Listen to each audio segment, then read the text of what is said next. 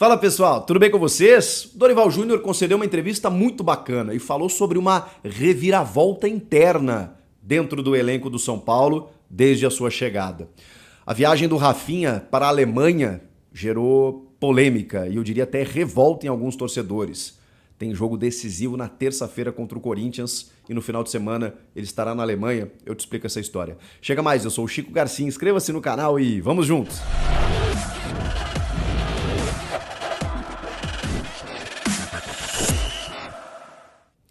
Bom, pessoal, eu olhei os Trending Topics hoje durante o dia, tava lá Rafinha. Meu Deus do céu, torcedor do São Paulo descendo a lenha no lateral direito, que inclusive fez um dos gols da classificação contra o Palmeiras nas quartas de final da Copa do Brasil, aquele golaço no Morumbi, aos 37 minutos do segundo tempo, né, dando uma vantagem pro tricolor jogar no Allianz Parque e com isso chegar até a semifinal. Tem jogo decisivo agora contra o Corinthians, terça-feira, na Neoquímica Arena.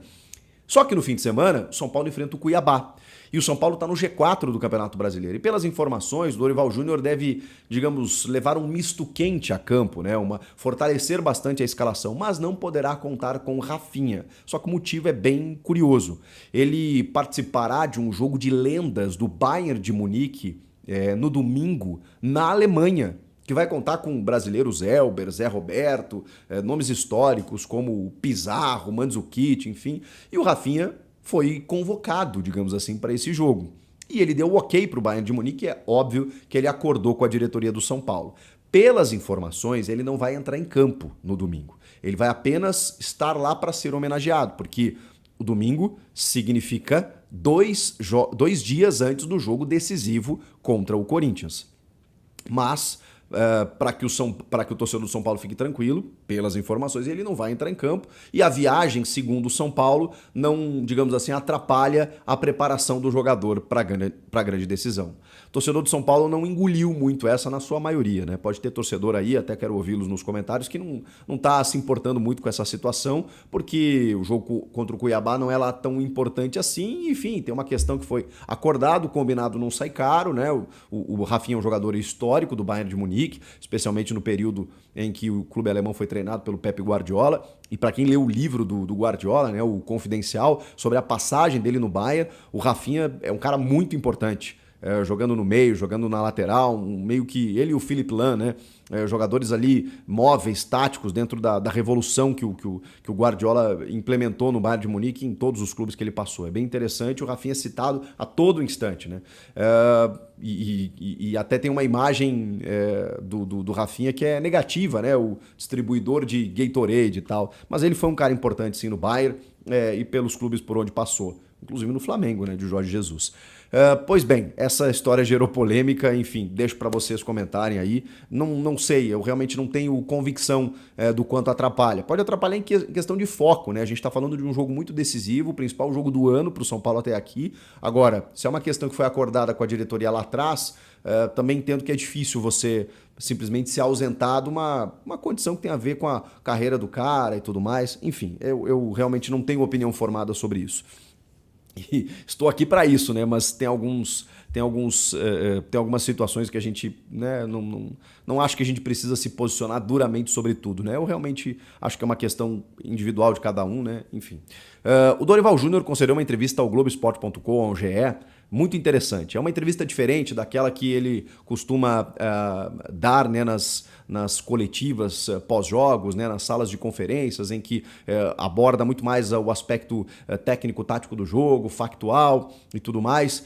Eu tive a oportunidade de entrevistar o Dorival Júnior no podcast que eu tenho com o Denilson Show no início do ano passado, quando ele estava desempregado, e foi antes dele pegar o Ceará. Depois ele foi para o Flamengo, agora está no São Paulo, então foi muito legal assim, ter ouvido as ideias do Dorival, ter conversado com o ser humano Dorival, ter falado sobre a história dele, né, sobre vários trabalhos que ele teve antes no Flamengo, no próprio São Paulo, no Inter, no Santos, aquele Santos de 2010, enfim. Mas agora era importante ouvir o Dorival mais abertamente, né, por conta do que ele fez no São Paulo. E, cara, é impressionante como a gente tem essa sensação de que o Dorival chegou lá e mudou o São Paulo da água para o vinho. O time do Rogério Ceni, ele chegou a ter um bom momento no ano passado, quando chega à final da Sul-Americana, mas sempre de uma forma mais tensionada, né?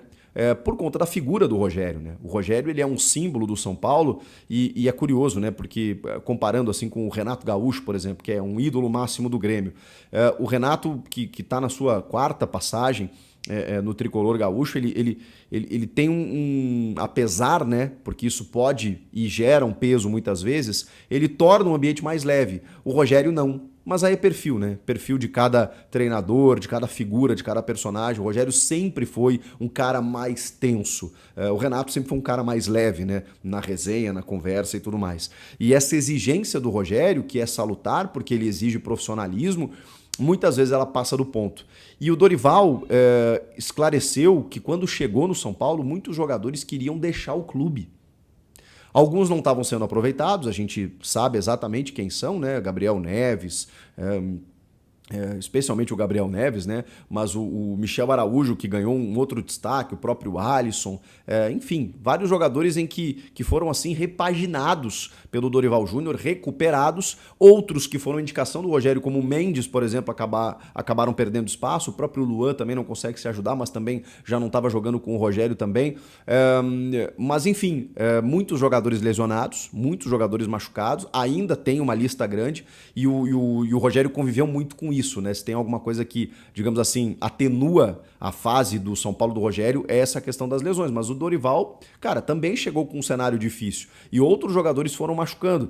E aí o Dorival me chama a atenção quando ele dá uma resposta dizendo assim, claro que a questão tática é importante, e a gente vê uma melhora tática, né? A gente vê cada jogador sabendo o que fazer, um time muito competitivo, um time muito aplicado. Só que isso também, na minha opinião, é um reflexo da confiança que o elenco tem no treinador. E a gente tinha informações, né, de várias rusgas que o elenco, ou parte do elenco, tinha com o ex-técnico, né, o Rogério Ceni. Com o Dorival é diferente. E aí o Dorival cita que mais importante do que a questão tático-técnica é a questão humana. Então o Dorival me parece que ganhou o grupo de uma forma muito rápida. E esse, para mim, me parece o grande mérito dele. No Flamengo, eu tenho que comparar com a passagem dele anterior, porque foi muito isso que aconteceu, né? O Paulo Souza não tinha conseguido, o Renato Gaúcho saiu contestado, apesar dos números, antes o Domenech ainda, sabe? O próprio Rogério teve lá no Flamengo e, apesar dos números, também o desempenho era contestado, enfim. O Dorival chega, cara, e mesmo assim a diretoria não quis renovar, né? Porque ele consegue números, mas ele mais do que isso, cara, ele recupera muito o time do Flamengo, o jeito de jogar. É ele quem põe Gabigol e Pedro jogando juntos, muito pela lesão do Bruno Henrique, mas é ele que coloca cada jogador na sua e que faz o time jogar um jeito muito certinho, tá? Não é o brilho do Jorge Jesus, mas também não é aquele jogo modorrento do Paulo Souza. Ele faz o Flamengo jogar de um jeito, cara, certinho a ponto de ser campeão, de 2 títulos importantíssimos e difíceis de serem conquistados. Ah, mas foi porque o Fagner perdeu o pênalti. Bom, mas aí o que eu vou dizer, né? Mas aí a taça tá no armário do Flamengo, não do Corinthians, né? Então, ele foi campeão, ele conquistou o resultado, porque se ele não conquistasse, aí seria o argumento para dizer, pois é, mas ele não ganhou, mesmo que tivesse sido por um detalhe. E no São Paulo, cara, me parece muito isso. Falou sobre a perspectiva de título e diz que esse grupo merece uma conquista, porque a gente sabe também que uma conquista chancela um trabalho. Não adianta você ter um grande trabalho, ter recuperado o clube, tá todo mundo feliz e não ganhar nada. A gente sabe disso também. E pela primeira vez, o São Paulo está muito, digamos assim, confiante na conquista da Copa do Brasil pela primeira vez. Claro que vai ter que passar pelo Corinthians, depois tem uma final, que pode ser Flamengo ou Grêmio, mas assim, é um time que está muito bem encaixado. E vai ter que quebrar um tabu na Neoquímica Arena, né? Vai ter que não, né? Mas, enfim, lá o São Paulo nunca venceu, são 17 jogos, com 10 vitórias do Corinthians e 7 empates. E os últimos 4 encontros lá foram de empates também, o que não seria mal, tá? Se o São Paulo sai com um empate da Neoquímica Arena para jogar no Morumbi, com 60, 70 mil pessoas, do jeito que tá o time embalado pela torcida, eu acho que trata-se de um bom resultado. A gente está falando de um confronto eliminatório de 180 minutos em que o São Paulo sim tem condições de passar. O Corinthians cresceu, mas o São Paulo também está numa fase muito boa. E o Dorival entende isso. Mas essa recuperação do elenco, essa reviravolta a ponto da gente ver os jogadores entendendo o que o técnico diz, estarem satisfeitos com a metodologia do técnico de uma forma tão rápida, realmente chama a atenção. O Dorival, ele não tem o cartaz que merecia. Inclusive, né, voltaram à tona com aquela questão que foi perguntado para ele na última entrevista sobre a sorte, né? Onde ele respondeu saiu até um pouco da elegância habitual dele, né? Dizer, eu continuo tendo sorte, né? Eu chego aqui às 8 da manhã, saio às 8 da noite, mas continuo tendo sorte. Dá pra ver que é um cara que se doa. Ele falou sobre o momento dos técnicos brasileiros, sobre o futebol brasileiro, de que a gente precisa resgatar alguns processos e de que o próprio futebol, digamos assim, atentou contra si nos últimos anos por conta de desorganizações e tudo mais, né? Aquela história de cada um por si, e a gente acabou não evoluindo como futebol e permitindo que muitos estrangeiros viessem aqui e fizessem bons trabalhos. E que bom! Agora, o problema é que isso abriu portas para que muitos estrangeiros viessem sem o mesmo know-how de muitos brasileiros, simplesmente pelo fato de serem estrangeiros, né? Aí é uma leitura minha, tá? Não foi o Dorival que disse isso. Mas eu acho que quando a gente abriu essa possibilidade, porque aqui a gente passou a não confiar mais nos técnicos brasileiros, realmente a gente recebeu muitos técnicos competentes e outros nem tanto. E se a gente olhar os semifinalistas da Copa do Brasil hoje, apenas um é estrangeiro, que é o Jorge Sampaoli, que tem um cartaz aí internacional, inclusive. O restante, Vanderlei Luxemburgo, Renato Gaúcho e Dorival Júnior.